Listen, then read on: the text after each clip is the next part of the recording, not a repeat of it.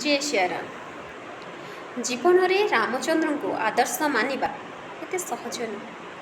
ଏତେ ସହଜ ନୁହେଁ ଯେ ପିତୃସତ୍ୟ ପାଳନ ପାଇଁ ଆଜୀବନ ତ୍ୟାଗକୁ ଗ୍ରହଣ କରିବା। ଏତେ ସହଜ ନୁହେଁ ଯେ ମାତୃଭକ୍ତିର ନିଦର୍ଶନ ଦର୍ଶାଇବା ପାଇଁ ଯାଇ 14 ବର୍ଷ ବଣରେ ଅତିବାହିତ କରିବା। ଏତେ ସହଜ ନୁହେଁ ଭାତୃସ୍ନେହର ନିଦର୍ଶନ ଦର୍ଶାଇଯିବା। ଏତେ ସହଜ ନୁହେଁ ଯେ ଭକ୍ତ ଭଗବାନଙ୍କ ମଧ୍ୟରେ ଥିବା ବିଭିନ୍ନ ଦୂରତ୍ୱକୁ ଭେଦଭାବକୁ ଦୂରେଇ ସବରୀର ଅଇଁଠା ଫଳ ଖାଇବା। ଏତେ ସହଜ ନୁହେଁ ଜଙ୍ଗଲରେ 14 ବର୍ଷ ଅତିବାହିତ କଲା ପରେ ମଧ୍ୟ ଶାନ୍ତିର ଜୀବନର ବାର୍ତ୍ତା ସମାଜକୁ ଦେଇଛି। ଏତେ ସହଜ ନୁହେଁ ନିଜର ପ୍ରିୟ ପତ୍ନୀଙ୍କୁ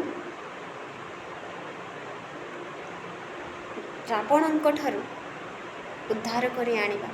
ଏତେ ସହଜ ନୁହେଁ ପ୍ରଜନରଞ୍ଜକ ହେଇ ସେହି ପ୍ରାଣପ୍ରିୟ ପତ୍ନୀଙ୍କୁ ସନ୍ଦେହ କରି ପରୀକ୍ଷା ନେଇ ବଣରେ ଛାଡ଼ିଦେବା।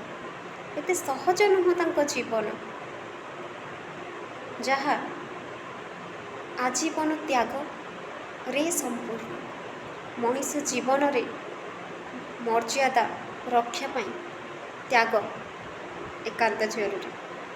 ସବୁ ସମ୍ପର୍କରେ ମର୍ଯ୍ୟାଦା ଆବଶ୍ୟକ। ତେଣୁ ସେହି ମର୍ଯ୍ୟାଦା ରକ୍ଷା କରିବା ପାଇଁ ହେଲେ ବହୁତ କିଛି ତ୍ୟାଗ ସଂଘର୍ଷ କରିବା ପାଇଁ ପଡ଼େ। ଆଉ ଯଦି ସେହି ତ୍ୟାଗ ସଂଘର୍ଷ କରିବା ପାଇଁ ଜଣେ ସ୍ୱତଃପ୍ରବୃତ୍ତ ଭାବରେ ପ୍ରସ୍ତୁତ ଥାଏ, ସେ ହିଁ ରାମଚନ୍ଦ୍ରଙ୍କର ଆଦର୍ଶକୁ ଗ୍ରହଣ କରେ। ଜୟ ଶ୍ରୀରାମ।